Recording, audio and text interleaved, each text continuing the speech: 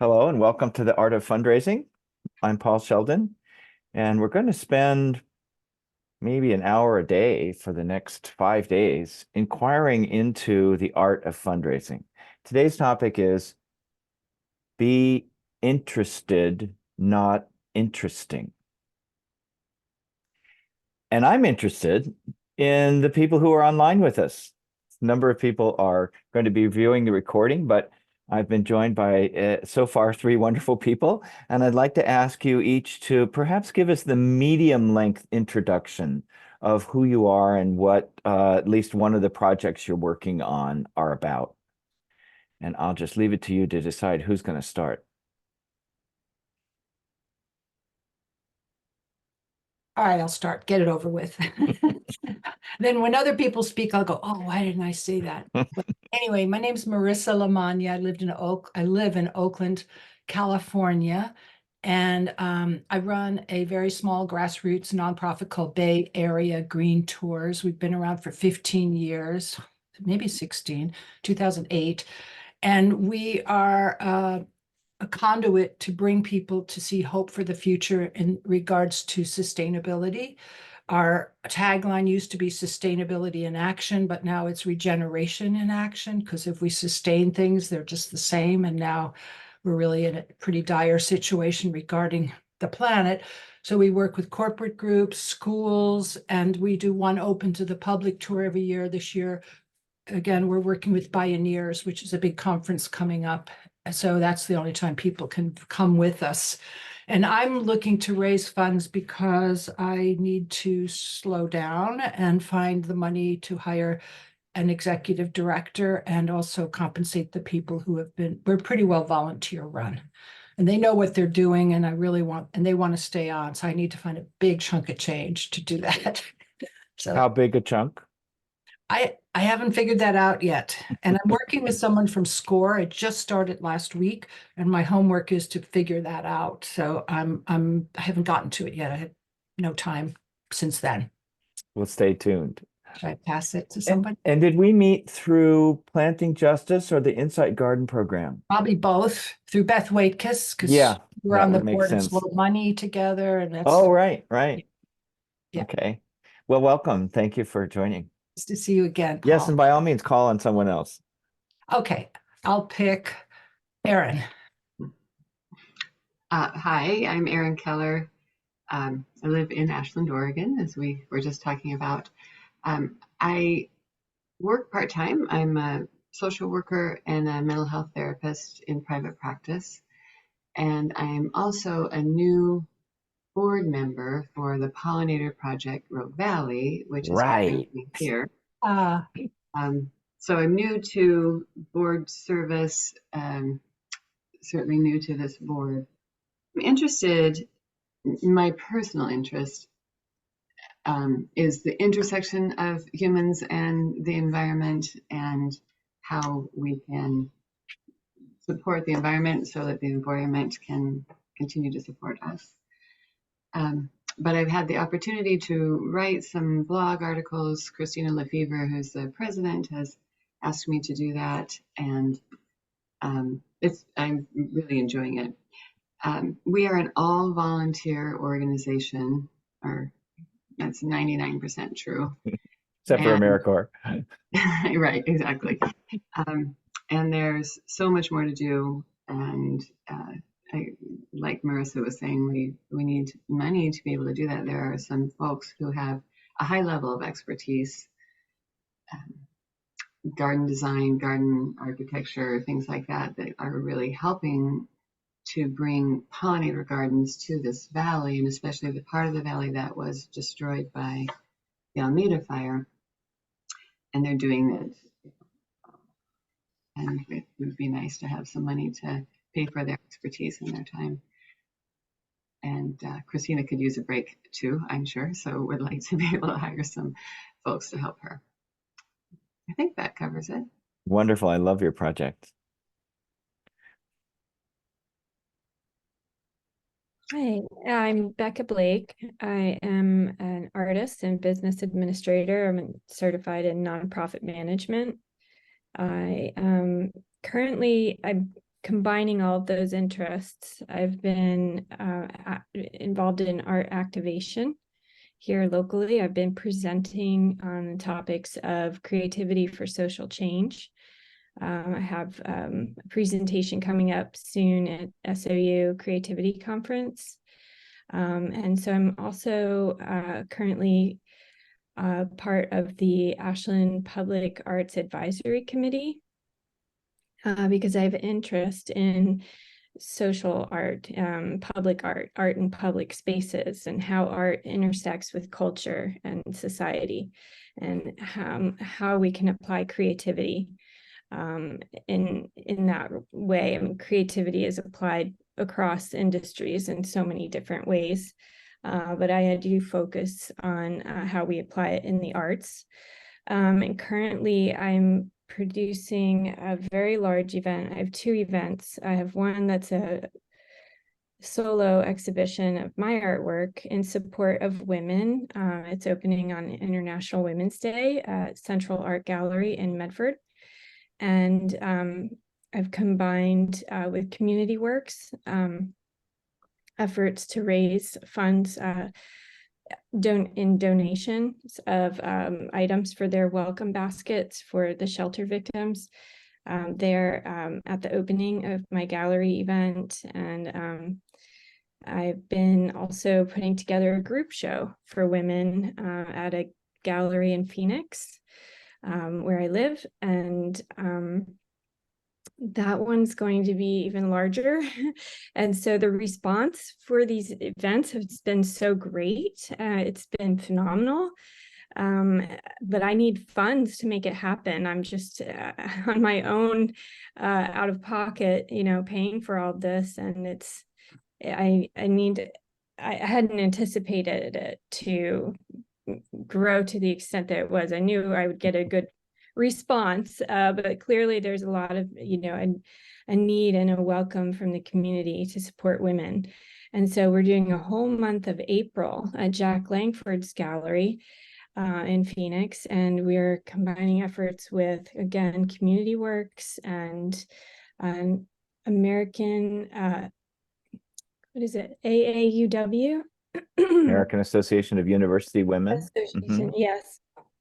And another group that asked to join was Progressive Oregon Women.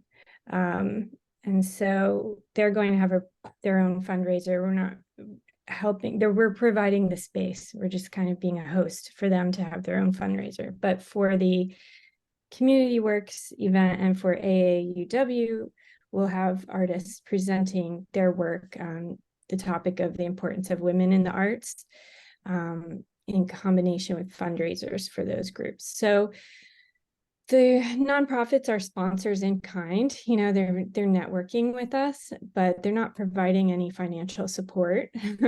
So I've been doing all of this out of pocket as a single mom with two kids, just wanting to serve the community and show the community what's possible with creativity, networking across industries, in the forum of galleries and museums. So I'm excited to be doing this work, but it was very serendipitous that Paul reached out to me right now, because I'm like, yes, I'm actually, this is what I'm doing this week is putting out a solicitation for just a little bit more seed money to just get this next thing off the ground, because we also have a high school too that's reached out to us here in Phoenix that wants to have a private event at the gallery. So it's been fantastic, but I do need just a little bit more money to make it happen. So Can you say a little bit more about art activation? Oh, sure. Yeah. So that's actually what we're focusing on in the Public Arts Advisory Committee right now, is how do we activate public art. For that group, it's for the purpose of Ashland becoming an arts destination. But activations it's kind of a keyword right now in the Art Network. It's a way of applying the arts in conjunction with the community to bring about some kind of creative thinking engagement and critical thinking around a topic, or to, inspire some kind of engagement in the community that is generated through the arts. Lovely. I ask only because I've done a lot of work the last 15 years on prison reform.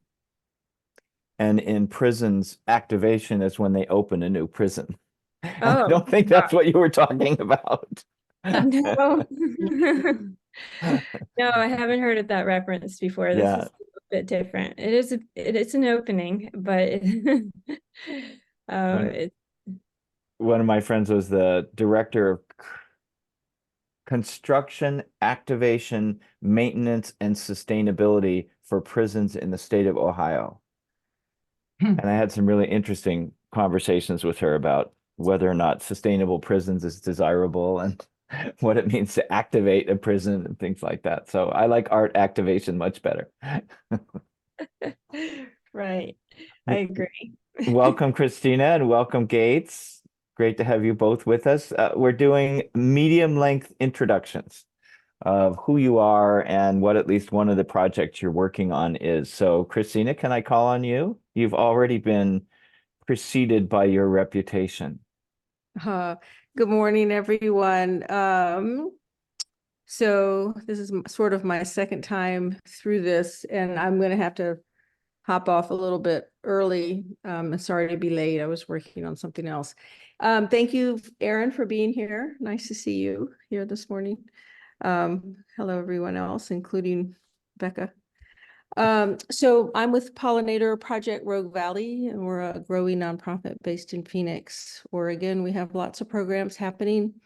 And one of the things that we're working on doing is figuring out how to grow and sustain ourselves. And so I always enjoy working with Paul. So I'm always glad for the guidance and how to become a better fundraiser. Kind of important to do. And yeah, looking to get the word out about our different programs. I've been with Pollinator Project Rogue Valley since 2014, I guess, and have big dreams. So I hope you can support. Thank you so much. I hope that helps. Absolutely. Say a little bit about one of your big dreams. Getting into a larger space so that we can have a place for our community garden, our demonstration garden, and our propagation nursery, and create more of an educational center for both adults and children, and incorporate lots of different interactive activities as well as art, and learning about our native pollinators and the native plants and how important they are to sustain our local ecosystem. So that would be like a super big dream, but just getting additional folks to help us in maybe more of a paid capacity would be great, because then there is more of a working structure, if you will, on how this will happen. Yeah, I'd suggest a slightly different perspective on that dream. Having one of those in every city in America would be a super big dream. That's a big dream. Having one here is an achievable dream. Yay. I appreciate the confidence, Paul. And Gates Royale, are you connected to audio? Hello. I'm just here to see what's going on, to be an observer. So thanks for having me. You're quite welcome, and you're also quite humble. Gates is what I refer to as a social media savant. He's a genius at getting out videos on TikTok and Instagram and other social media channels, where his own personal project, Fat to Healthy, has had as many as 5 million views of his reels. And I think last time I checked, your record was 25 million views in a week. Yeah. Wow. So he's a quiet guy who pretends to be just observing, but he can make things happen. And previously he was an event sponsor where he would sponsor parties for thousands of people on a dead-end street. Yeah. But if you want to follow Dreamosophy's TikTok, we are on TikTok. Okay, that'll be good. And he's helping me with social media. Anyone you. think of something you needed to add before I talk for a little while? All right, I'm going to share my screen and I'm going to do something today that I'm not going to do on other days, which is I'm going to talk about me.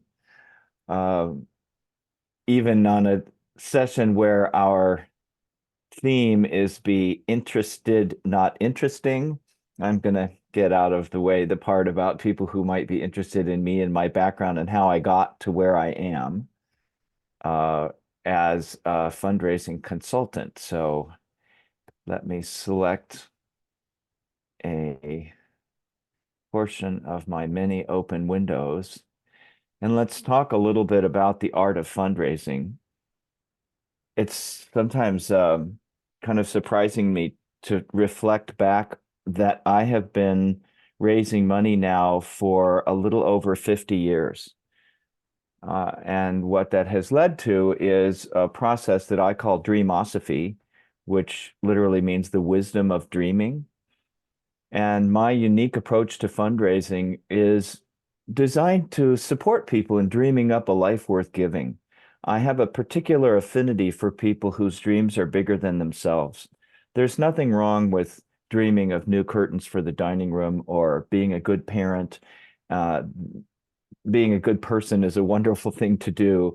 And I just have a personal affinity for dreams that are bigger than ourselves, things that we can't do on our own. We need more people, more resources, more funding. So I started out in the early 1970s, following my sister into a group that at the time was called the California Conservation Project.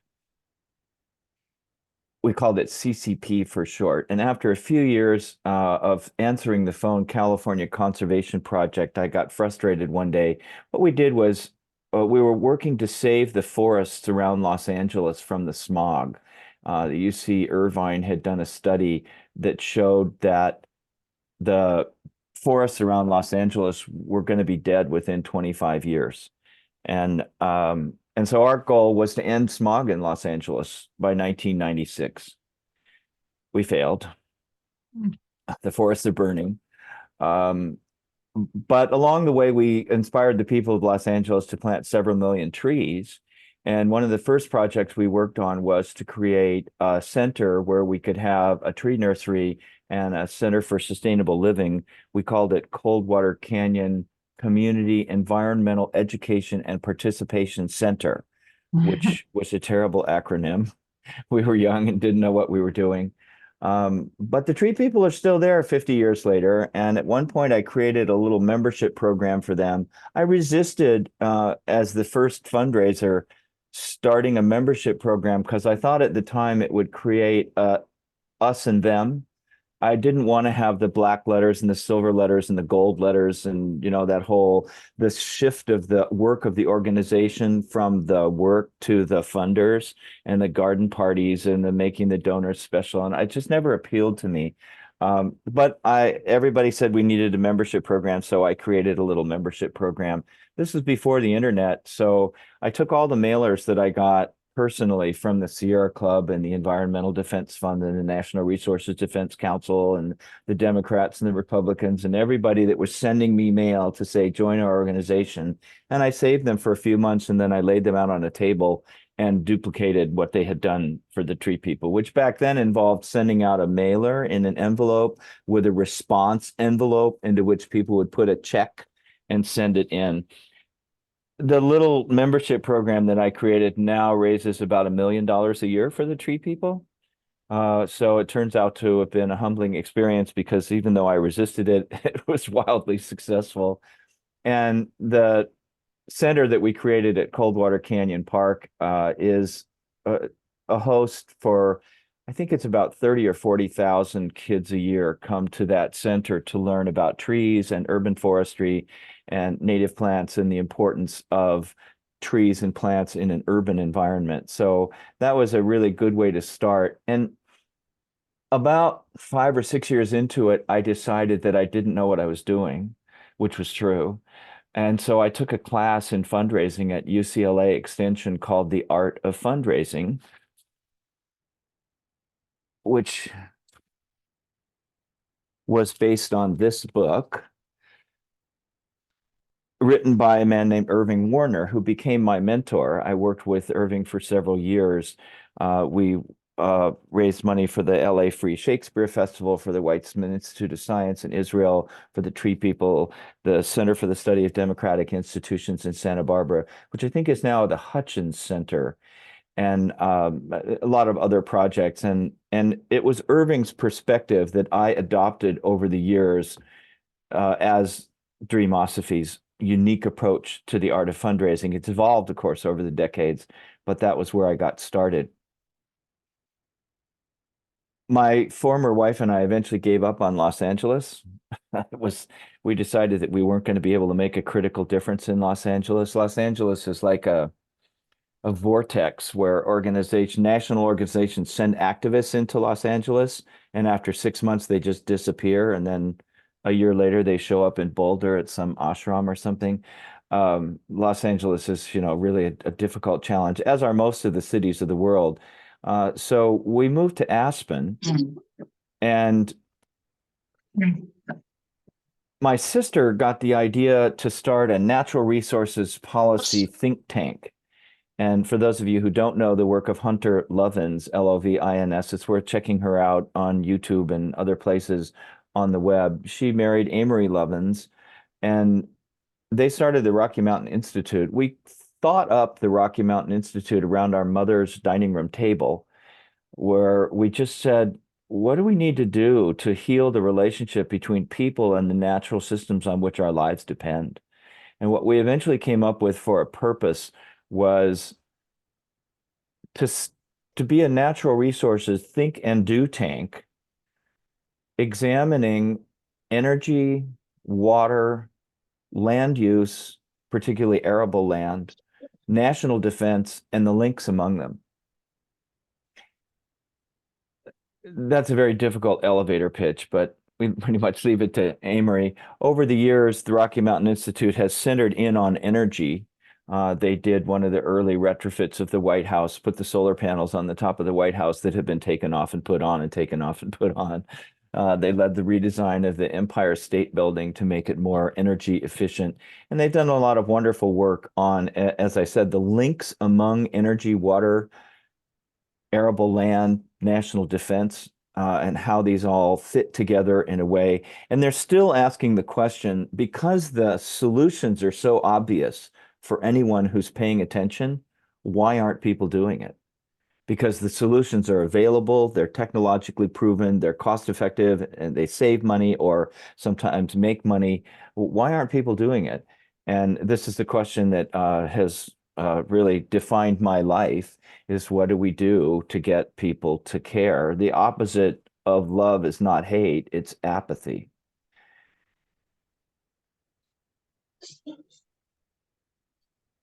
Fast forwarding about 20 years, when I was in the Bay Area 15 years ago, through Beth Waitkus from the Insight Garden program, I met some folks who had started a group called Planting Justice in Oakland. And I'm particularly inspired by Planting Justice. I'm still on their board. We've raised, oh goodness, 10 or $15 million now to put gardens in urban areas initially, to help people in West Oakland, which was a food desert, put food gardens in place of their lawns. And along the way, started hiring formerly incarcerated people to get jobs coming out of prison that would pay them $18 an hour or more, and eventually with benefits, to help people convert their lawns to food gardens and to learn how to make kale smoothies and really learn about food justice. And Planting Justice sends formerly incarcerated people into the schools to teach kids about the importance of food and where their food comes from. It's a really inspiring organization, and along the way, people gave us things like nurseries and land to start a pay what you can afford cafe for people in El Sobrante, California. My brother lived in El Sobrante 50 years ago, back when it was El Sobrante. Now it's become El Sobrante, which is fine. And Planting Justice is one of my favorite groups, in part because, first of all, they were young when they started. Gavin Raiders and Hale Zandy had just gotten out of college. They were living in a communal house in Berkeley on food stamps, looking around saying, what can we do about the world? And how do we get people reconnected with the natural world? And they're still there and thriving. When I started, the budget was about $250,000 a year. I think this would have been around 2012 or 13. This year it's right around 6 million. And I've been trying to get Gavin for years to expand beyond Oakland. They won't.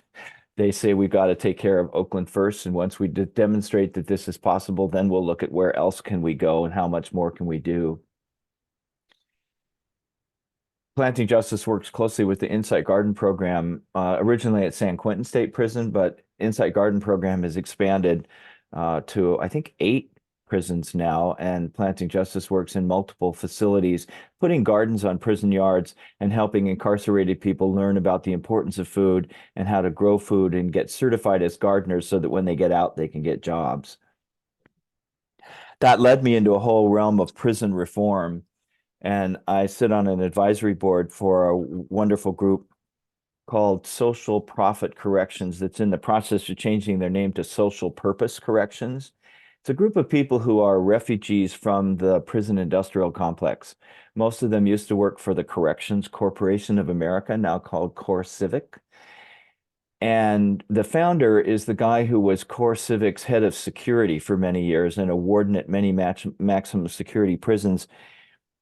He finally, partly out of the work that I was doing at the American Correctional Association on greening prisons, began to question the morality of private prisons and decided that we really ought to be putting the money that's going into profit towards reducing recidivism and helping people have lives that work.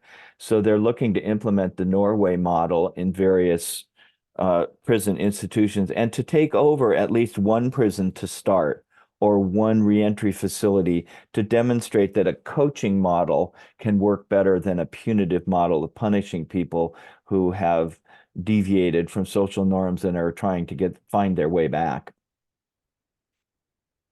We were talking about women earlier. One of my other favorite projects is the Laura X Institute, which was started by Laura X, who was an heiress from St. Louis. Oh gosh, I think 55 years ago, Laura heard about International Women's Day because she had been in the Soviet Union. And at the time, International Women's Day was not observed in the United States. And so she introduced the idea that we should be observing International Women's Day on March 8th, and that there should be an International Women's Month in the United States. So she was pivotal in second wave feminism. And the other thing that she really got on her horse about was the legal privilege for husbands to rape their wives. When she started in 1969, in 46 states in the United States, husbands were specifically exempted from the definition of rape. And along the way, her friend Susan Brown Miller coined the phrase date rape, because in 13 states, social companions and cohabitants were exempted from the definition of rape. And she didn't think that was right. So she spent 25 years going state to state to state, recruiting prosecutors, lawyers, judges, legislators, recovering victims to eliminate that legal privilege that allowed men to rape women. And Joe Biden has thanked her for the work that she did as enabling his National Violence Against Women Act. There's a wonderful letter from Ruth Bader Ginsburg thanking her for a reference that she provided for an article that RBG was writing back around 1971. And that article eventually was cited both in her Senate confirmation hearings and in some Supreme Court cases later on. So Laura, it was a wonderful example of an altruist who has dedicated her lives to making a world that is better for everyone. She's 83 now and destitute. It's a real tragedy that her life's work has not been properly recognized. And so she has given everything that she had, everything that she could get to women's contributions to social justice.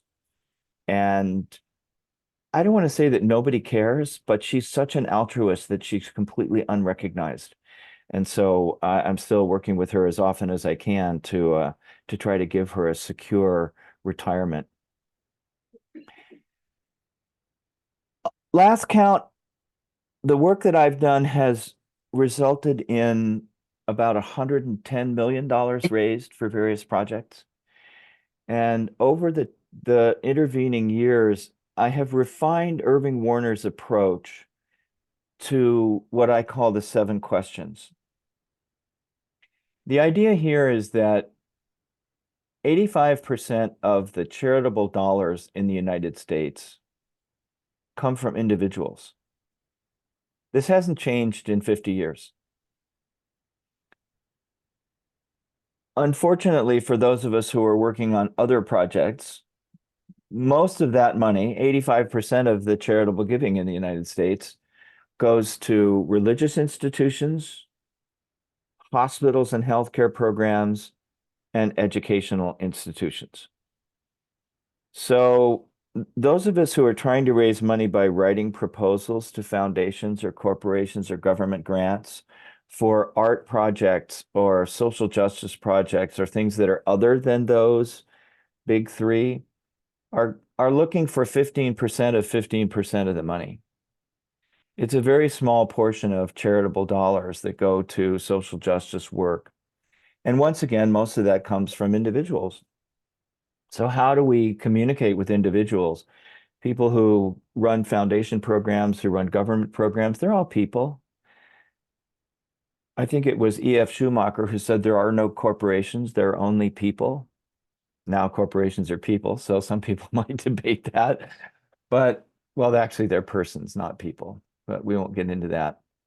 But what I have noticed over the years is that it's important to be able to start conversations that lead to fundraising. So for social profit corrections, which is now social purpose corrections, I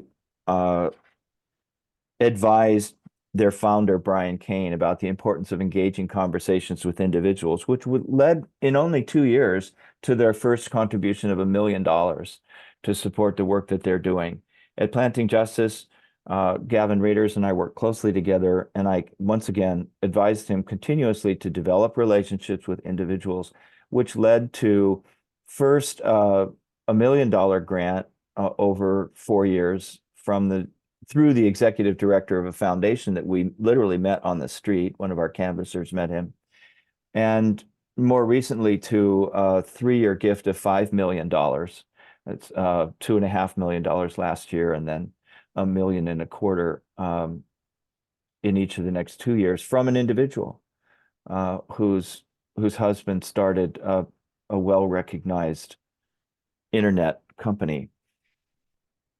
And so the way to engage in conversations is to be interested, not interesting.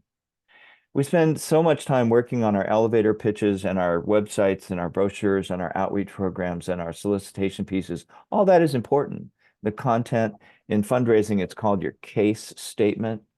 And as an aside, I'm not a fan of the school coming out of Silicon Valley of turning nonprofit organizations into business organizations that have a business case for the work that you do. Nonprofit organizations are nonprofit for a reason, which is that much of the work done by nonprofit organizations does not have a business case. It's social profit, not financial profit.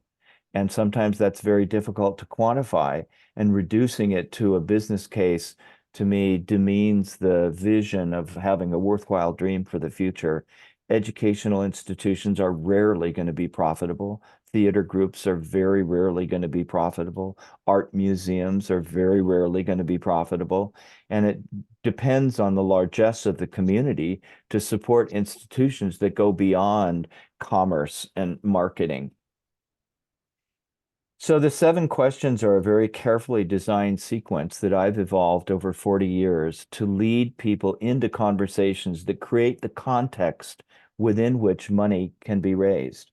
I'm going to say that again because it's really important to recognize that as solicitors, as board members, as consultants, as volunteers, as paid staff, we don't raise money. We create conditions under which money can be raised. We don't write grants. We write proposals. Grant makers and funders write grants. That's the contract by which they give money. And the important question is, how do we create a context within which people who have access to money and resources are inspired to devote it to our project? And the way to do that is not by being interesting. It's not by having the best case statement. If a case statement raised money, there would be no more starving children.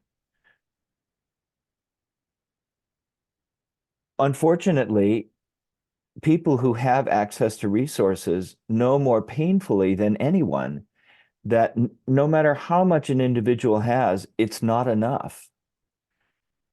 Ted Turner pledged $10 billion to the United Nations, $1 billion a year for 10 years. And it didn't make a critical difference in the success of the United Nations.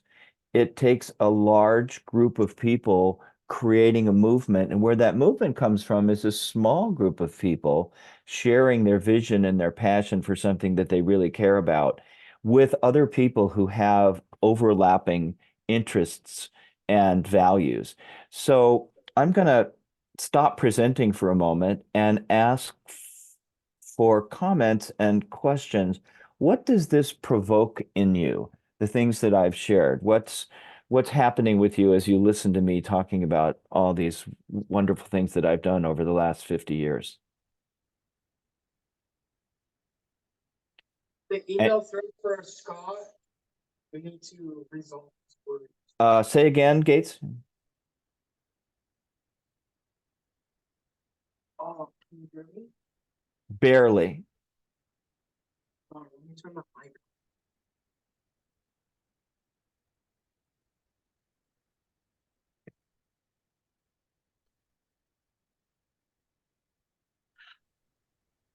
That was a technical. You need to mute one of the mics. I'm going to go. if Yes, I- please, Marissa.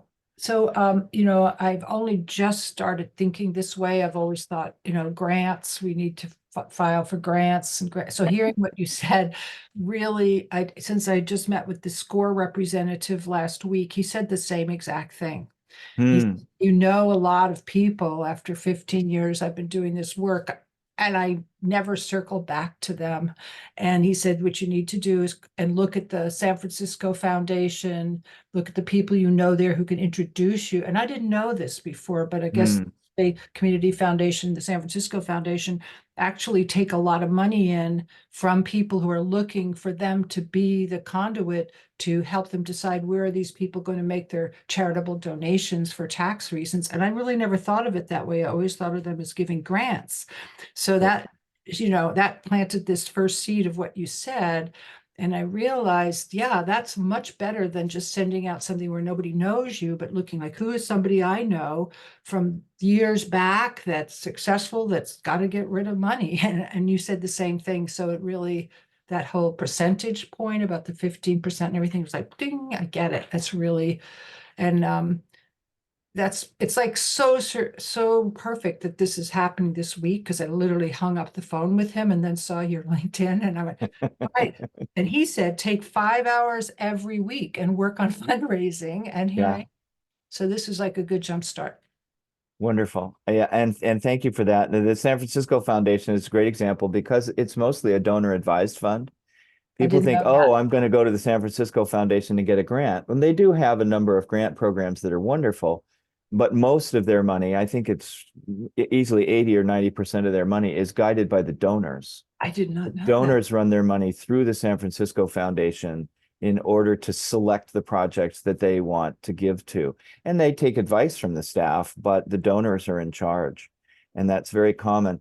And you reminded me also, people who work in foundations and government programs are people. They're not institutions. And so Planting Justice just arranged this $5 million grant. It happened because more than 10 years ago, I wrote a proposal. Somebody had suggested that we apply to a little fund called the Akanadi Fund, which I'd never heard of. And I think their maximum grant at the time was like $5,000. And so we wrote a proposal and got it. Fast forward 10 years, the co-founder of Planting Justice basically made friends with the staff at the Akanadi Fund, and they visited projects and they did follow-up and they filed reports. And one of the people who had worked at the Akanadi Fund went off to another fund called the Meadow Fund.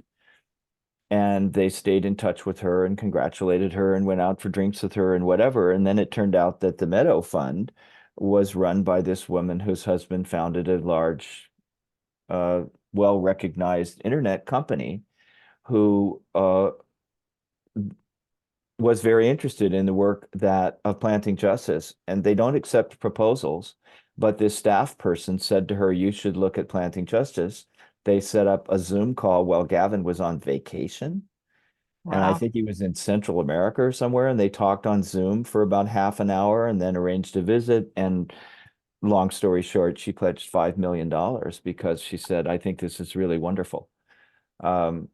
And that came because they cultivated the relationship with the person at this little foundation that had given a little grant. And they were interested in her interests. What did she care about? And how could they implement more of the kinds of, because they all cared about the same things.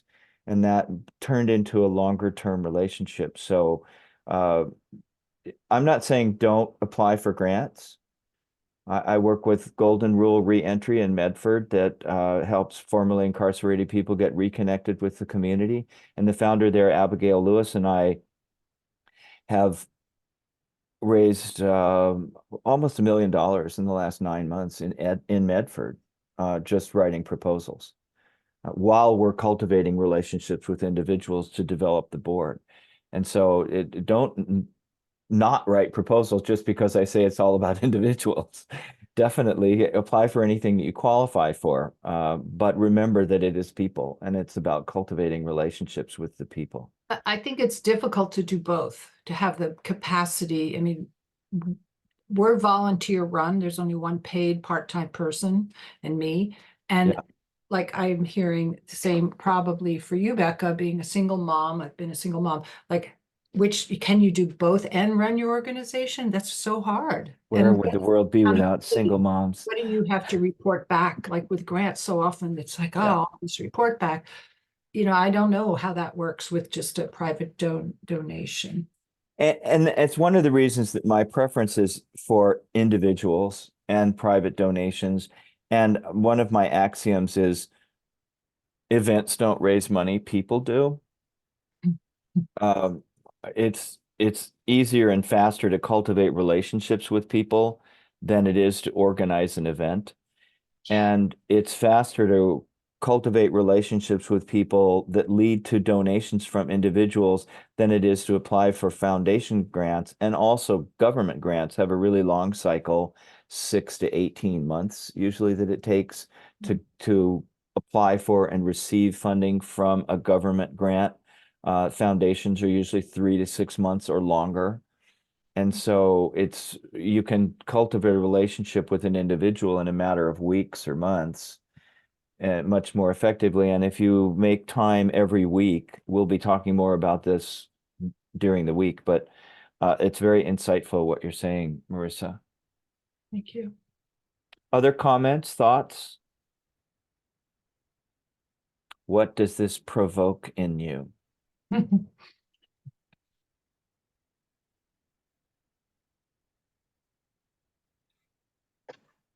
A lot.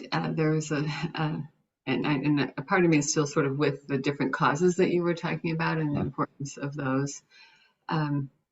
but also like having the lived experience of just having a conversation with a person and finding a common interest and what that feels like and Yeah. how kind of exciting that is for me and for the other person.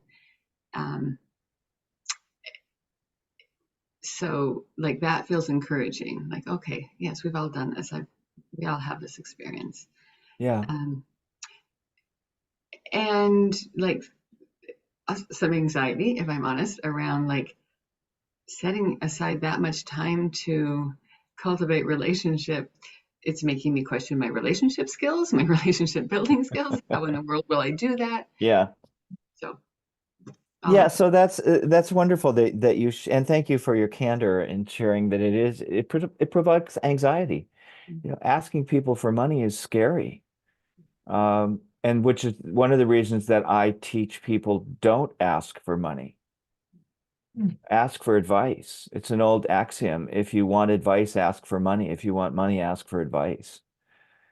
And so the Ashland Świętochirsk Sister City program, some of the founders were very excited about doing events. And so we did some events and raised a little bit of money. You know, we did an event in August, a concert at the high school and raised, I think, $13,000.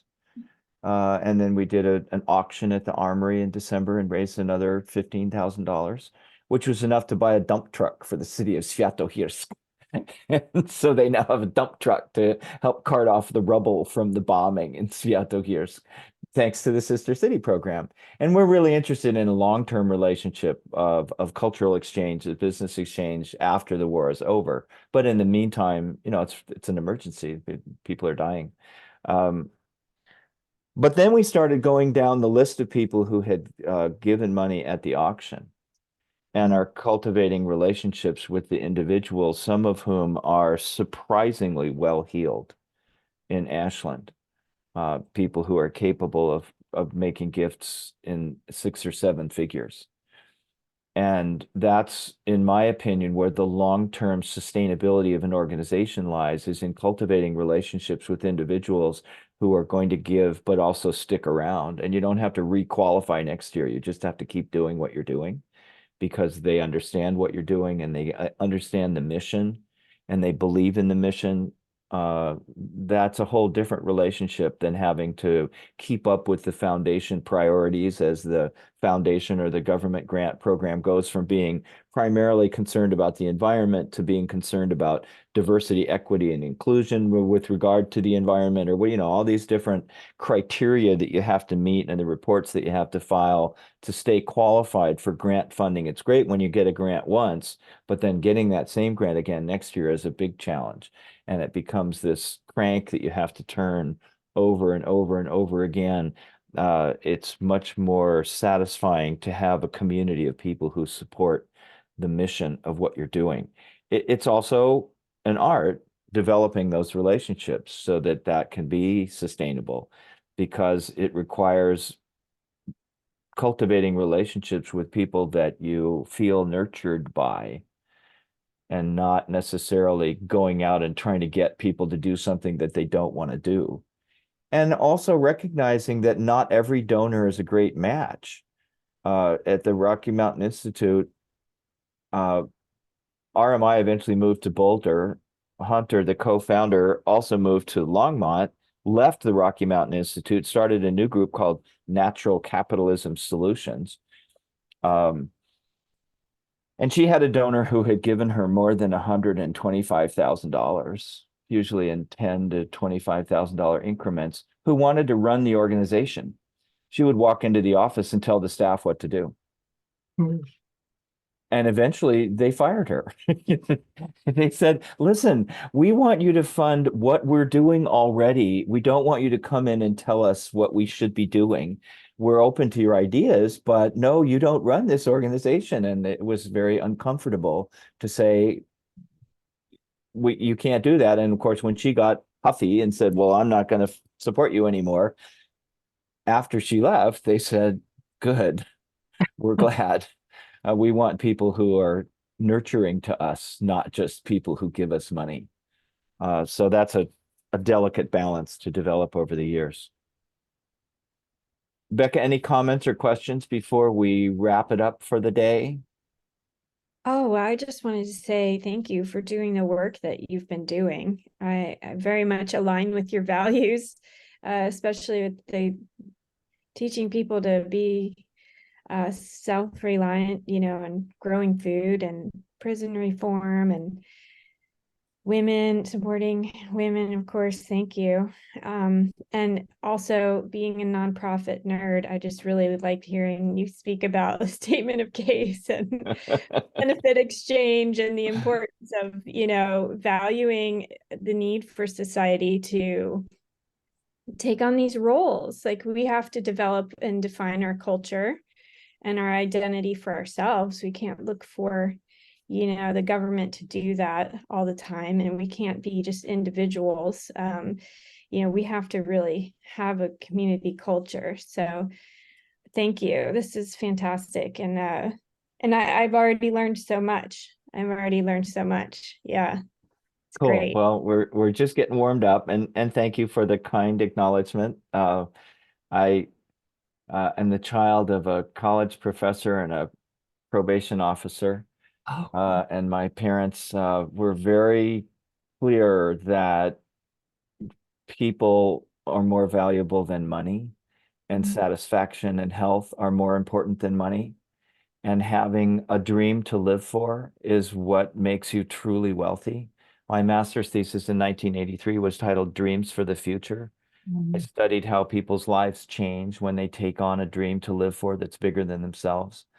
And that's just who I am. I'm an unabashed liberal progressive activist and have been. But the principles that we're talking about this week also work for other kinds of funding for enterprises. Uh, there's a for-profit, well, actually, it's a public benefit eco village in St. Louis that I've been helping for about 10 years. And I'm teaching them all the same principles. And I've worked with people who are seeking to acquire land to start a community that's not necessarily a nonprofit venture. And so there's a delicate line to balance there. One of my favorite for-profit missions is Kokatat, which is located in Arcata. They make water sportswear equipment. They make all the dry suits for the U.S. Coast Guard and things like that.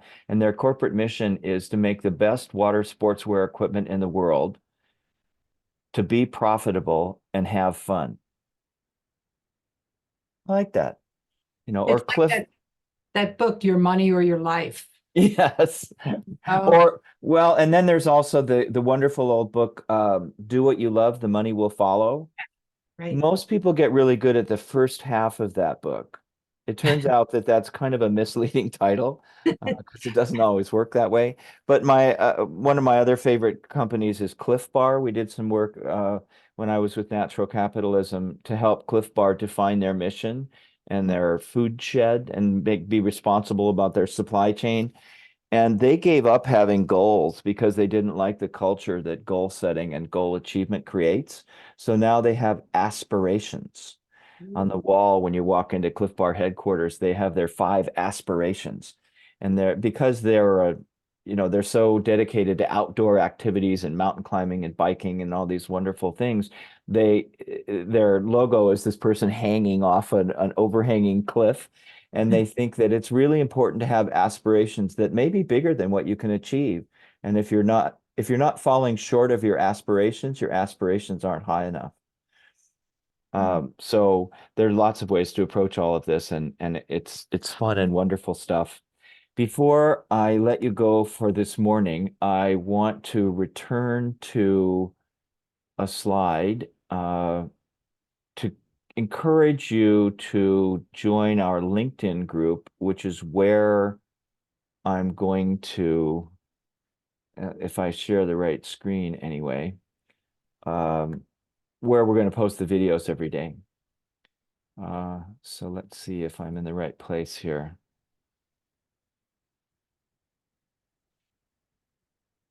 The second link here, which I should put in the chat. Oops.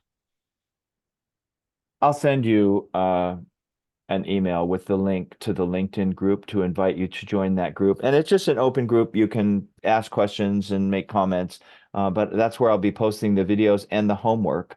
I am going to post some homework for you later today, which doesn't have to be done by tomorrow, but the sooner you do it, the more useful it would be. It's a template letter to a prospective donor or supporter that I'd like you to adapt for your own use.